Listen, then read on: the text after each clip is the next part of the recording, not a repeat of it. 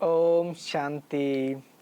मीठे मीठे भाइयों और बहनों, आज की अव्यक्त मुरली है 22 जून 1971। मुरली की हेडलाइन है तीव्र पुरुषार्थी की निशानियाँ। जो तीव्र पुरुषार्थी हैं वो अंडरलाइन करेंगे। आज तीव्र पुरुषार्थ करने की युक्तियाँ क्या बताते हैं बाबा।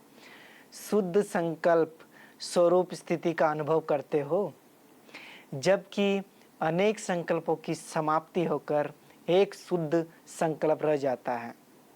इस स्थिति का अनुभव कर रही हो। इस स्थिति को ही शक्तिशाली सर्व कर्म बंधनों से न्यारी और प्यारी स्थिति कहा जाता है। ऐसी न्यारी और प्यारी स्थिति में स्थित होकर फिर कर्म करने के लिए नीचे आते हो। जैसे कोई का निवास स्थान ऊंचा होता है, लेकिन कोई कार्य के लिए नीचे उतरते हैं, तो नीचे उतरते हुए भी अपना निजी स्थान नहीं भूलते हैं। ऐसे ही अपनी ऊंची स्थिति अर्थात असली स्थान को क्यों भूल जाते हो। बाबा पूछ रहे हैं कि असली स्थान को क्यों भूल जाते हैं। हमारा असली स्थान है परम धाम। ऐसे ही समझ कर चलो कि अभी अभी अल्पकाल के लिए नीचे उतरते हैं कार्य करने अर्थ, लेकिन सदा काल की ओरिजिनल स्थिति वही है। फिर कितना भी कार्य करेंगे, लेकिन कर्म योगी के समान कर्म करते हुए भी अपनी निजी स्थिति और स्थान को भूलेंगे नहीं। यह स्मृति ही समृद्धि दिलाती है। स्मृति कम है तो समृद्धि भी कम है। स्मृति अर्थात शक्तियाँ। मास्टर सर्वशक्तिवान का जन्म सिद्ध अधिकार कौन सा है। सर्वशक्तियाँ ही मास्टर सर्वशक्तिवान का जन्म सिद्ध अधिकार है। तो ये स्मृति की स्टेज जन्म सिद्ध अधिकार के रूप में सदैव रहनी चाहिए। ऐसे अनुभव करते हो कि सदैव अपना जन्म सिद्ध अधिकार साथ ही है। अपने को सपूत समझते हो। जो भी बैठे हैं सभी अपने को सपूत समझते हैं। बाबा पूछ रहे हैं कि जो भी बैठे हैं अपने को सपूत समझते हैं। सपूत बन रहे हो या सबूत बन रहे हो। पूछ रहे बाबा कि सबूत बन रहे हैं कि सबूत बन रहे हो। दोनों। किसी ने बोला कि दोनों। अगर सपूत नहीं तो याद की यात्रा भी नहीं ठहरती होंगी। अंत तक अगर सपूत बनने का ही पुरुषार्थ करेंगे तो सबूत कब दिखाएंगे। 2-4 वर्ष में सपूत बनोगे। एक एक बात बाबा कितना क्लियर पूछते हैं कि 2-4 साल वर्ष में सपूत बनोगे। उसके बाद 2-4 वर्ष में सबूत दोगे। सपूत हो ही। अगर सपूत नहीं होते तो अपने को सरेंडर समझते। सरेंडर हुए हो व सरेंडर भी अभी होना है। तो सरेंडर होना सपूतपना नहीं है। समझा।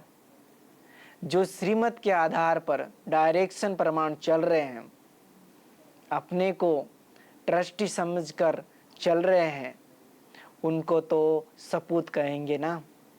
कहाँ कहाँ बहुत सोच भी रिजल्ट बदल देती है। जैसे पेपर के टाइम पेपर करने के बजाय क्वेश्चन के सोच में चले जाते हैं तो पेपर रह जाता है। तो ज़्यादा सोच में नहीं जाना। बाप समझते हैं सपूत बच्चे हैं तब तो श्रीमत पर चल रहे हैं। बाकी रही सबूत दिखाने की बात, वो भी हर एक यथाशक्ति दिखा रहे हैं और दिखाते रहेंगे। जितना बाप बच्चों में निश्चय बुद्धि है, बच्चे अपने में निश्चय बुद्धि कम है। देखो बाबा कितना निश्चय बुद्धि है हम बच्चों में। इसलिए हर कार्य में विजय हो, यह रिजल्ट कभी कभी दिखाई देती है। जैसे बाप में निश्चय, पढ़ाई में निश्चय, वैसे ही अपने में भी हर समय हर संकल्प निश्चय बुद्धि बनकर करना, उसकी कमी है। संकल्प, समय, इसमें निश्चय बुद्धि बनकर करना, उसमें कमी है। इस कमी को भी कब तक भरेंगे। 2-3 वर्ष तक 2-3 वर्ष तो स्वप्न में भी कभी सोच में न लाना। क्या कहना चाहिए? बाबा पूछ रहे क्या कहना चाहिए? बाबा कहते हैं कि अभी जो तीव्र पुरुषार्थी है उनके मुख से कभी शब्द नहीं निकलेगा। वो सदैव अभी सिर्फ कहेंगे भी नहीं, लेकिन अभी अभी करके दिखाएंगे। यह है तीव्र पुरुषार्थ। ऊपर जा रहे हो तो नजदीक होना चाहिए ना। अगर 2-3 वर्ष की मार्जिन रखी है तो तीव्र पुरुषार्थी की लाइन में गिनती होंगी। पूछ रहे बाबा कि 2-3 वर्ष मार्जिन रखी है तो तीव्र पुरुषार्थी की लाइन में गिनती होंगी। तीव्र पुरुषार्थी का अर्थ ही है कि जो बात कमजोरी व कमी की दिखाई दे उसको अभी अभी खत्म करते, अभी अभी खत्म करते। जब स्मृति रहती है तो स्मृति के साथ स्मृति रखने के कारण कोई भी कमी को पूर्ण करना ऐसे लगता है जैसे कोई साधारण कार्य बिगर सोचे ऑटोमेटिकली हो जाता है, ये नेचुरल हो जाता है। ऐसा पुरुषार्थ करने के लिए दिन प्रतिदिन जो शिक्षा मिलती है उसको स्वरूप बनाते जाओ, बनते जाओ। शिक्षाओं को शिक्षा की रीति से बुद्धि में नहीं रखो, लेकिन हर शिक्षा को स्वरूप बनाओ, हर शिक्षा को स्वरूप बनाओ। तो क्या बन जाएंगे? पूछ रहे बाबा क्या बन जाएंगे? जो असली स्टेज का गायन है, ज्ञान स्वरूप, प्रेम स्वरूप, आनंद स्वरूप स्थिति बन जाएंगी। पॉइंट की रीति से बुद्धि में नहीं रखो, लेकिन पॉइंट को प्रैक्टिकल स्वरूप बनाओ, फिर सदैव पॉइंट स्वरूप में स्थित हो सकेंगे। अभी मेजॉरिटी पॉइंट को पॉइंट रीति धारण करते हैं, और फिर पॉइंट हम क्या करते हैं, पॉइंट को पॉइंट रीति से धारण करते हैं और वो दूसरे दिन वो पॉइंट खिसक जाती है, उसको कर्म में नहीं लगाया। फिर बाबा कह रहे कि वर्णन करते हैं, लेकिन जो पॉइंट्स को स्वरूप में लाएंगे तो वर्णन करने के बजाय साक्षात्कार मूर्त बन जाएंगे। तो यही पुरुषार्थ करते चलो। वर्णन करना तो बहुत सहज है, मनन करना भी सहज है, और जो मनन करते हो, जो वर्णन करते हो, वो स्वरूप बन अन्य आत्माओं को भी स्वरूपों का अनुभव कराओ। ऐसे को कहते हैं सपूत और सबूत दिखाने वाले। सपूत बच्चों को वफादार और फरमान बरदार कहा जाता है। अभी अपने को फरमान बरदार समझते हैं। अब दूसरा टॉपिक चेंज कर दिया बाबा ने कि अब अपने को फरमान बरदार समझते हैं। जब विजय का वरदान है, विजय का वरदान है, तो विजय किससे होती है? जब फरमान पर चलते हैं तो फरमानदार नहीं हो। स्थूल में फरमान पालन करने की शक्ति भी सूक्ष्म के आधार पर होती है। निरंतर फरमान पालन करते हो, फरमान पालन होता है। तो मुख्य फरमान कौन सा है? सबको पता होगा। बाबा कहते हैं, हर रोज की मुरली में भी कहते हैं, और बाबा अपने को कूट कूट के याद दिलाते हैं कि मुख्य फरमान कौन सा है। निरंतर याद में रहो, मन वाणी कर्म में प्योरिटी हो, मन में वाणी में कर्म में प्योरिटी हो, ये मुख्य फरमान है। और याद करना भी मुख्य फरमान। औरों को भी सुनाते हो कि पवित्र बनो, योगी बनो, तो जो औरों को सुनाते हो वही मुख्य फरमान हुआ ना। संकल्प में भी अपवित्रता व शुद्धता न हो, इसको कहते हैं संपूर्ण पवित्रता। संकल्प में भी अपवित्रता, अशुद्धता न हो, इसको कहते हैं संपूर्ण पवित्रता। ऐसे फरमान बरदार बने हो ना? बने हैं। सारी शक्ति से ना पवित्र और योगी हैं कि अभी बनना है। पवित्र योगी हैं कि अभी बनना है। निरंतर योगी भी हैं। निरंतर अर्थात संकल्प भी अशुद्धता नहीं है। संकल्प में भी अगर पुराने अशुद्ध संस्कारों को का टच होता है तो भी संपूर्ण प्योरिटी तो नहीं कहेंगे ना। कितनी सूक्ष्म पवित्रता की बात है। बाबा एक एक बात को कितना गहराई से समझाते हैं। जैसे स्थूल भोजन भले कोई स्वीकार नहीं करते हैं, लेकिन हाथ भी लगाते हैं तो भी अपने को सच्चे वैष्णव नहीं समझते।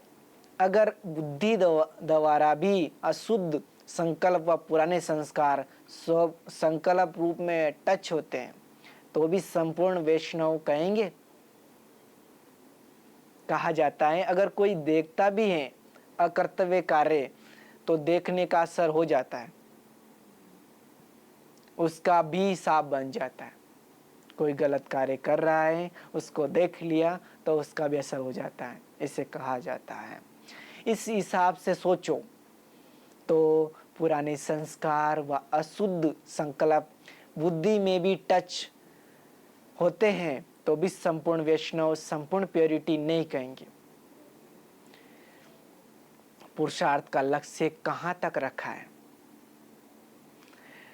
जब अब सोचो, इसके बाद सारी डेफिनेशन बाबा बताने के बाद में आप कहते हैं अब सोचो कि पुरुषार्थ का लक्ष्य कहाँ तक रखा है। सोचो, जबकि इतनी स्टेज तक जाना है तो ये छोटी छोटी बातें अब इस समय तक वो शोभती है।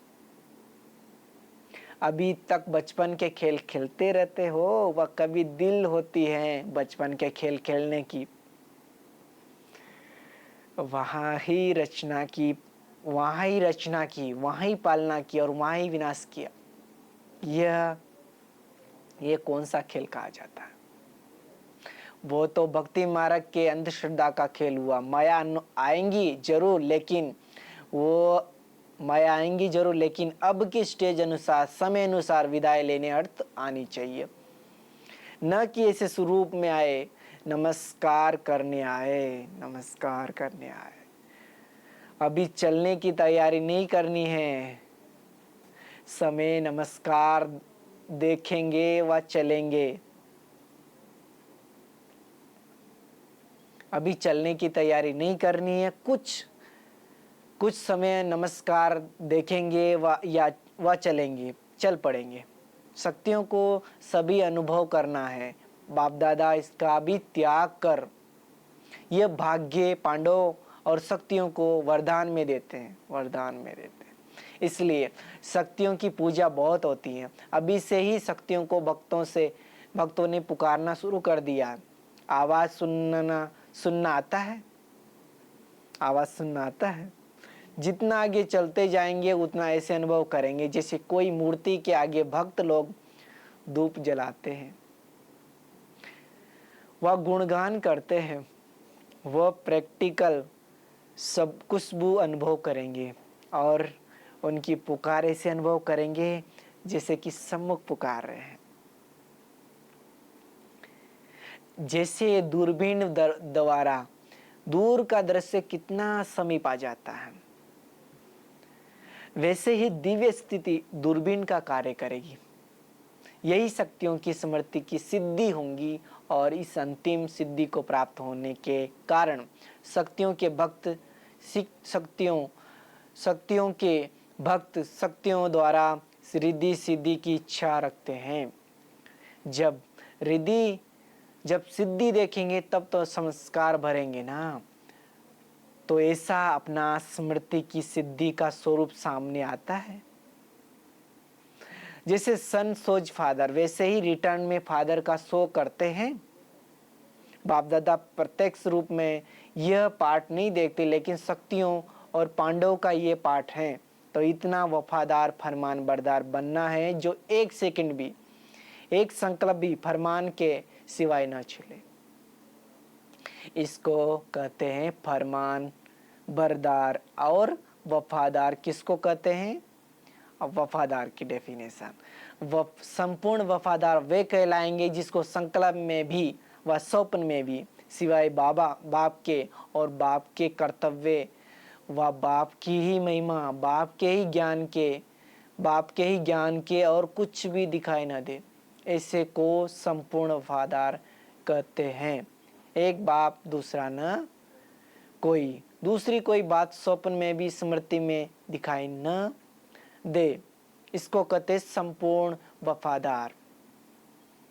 ऐसे फरमान बरदार की प्रैक्टिकल चलन में परख क्या होंगी? सच्चाई और सफाई। संकल्प तक सच्चाई और सफाई चाहिए, न सिर्फ वाणी तक। संकल्प तक सच्चाई सफाई चाहिए, न कि वाणी तक। अपने आप को देखना है कि कहां तक वफादार फरमान बरदार बने हैं। अगर एक संग सदा बुद्धि की लगन है तो अनेक संग का रंग लग नहीं सकता। अगर एक संग सदा बुद्धि की लगन है तो अनेक संगों का रंग नहीं लग सकता। बुद्धि की लगन कम होने का कारण अनेक प्रकार के संग के आकर्षण अपनी तरफ खींच लेते हैं। तो और संग तोड़ एक संग जोड़ो, ये पहला वायदा है। उस वायदे को निभाना, इसको ही संपूर्ण वफादार कहा जाता है।